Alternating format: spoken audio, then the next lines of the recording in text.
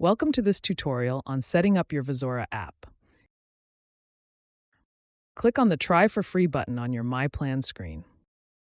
Fill in your details and save. At the subscription page, set up your payment method and click on the Approve button. You won't be charged until the free 14-day trial period ends. Vizora is now activated. From the dashboard, click on the Settings option. To enable Vizora's AR Try-On button on your product listing page and product detail page, click on the respective checkboxes and save. Then click on the Open Page icon to customize the theme of Vizora according to your store's theme. Save before you exit the theme customization. Go back to Shopify and select the Products section from the dashboard. Select a product from the list. In the tags, make sure that the active VTO is selected. This will enable the AR Try-On feature on those select products.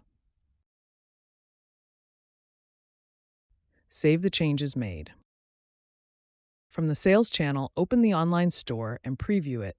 Then open the product listing page. You can directly use the AR Try-On feature from the listing page as well.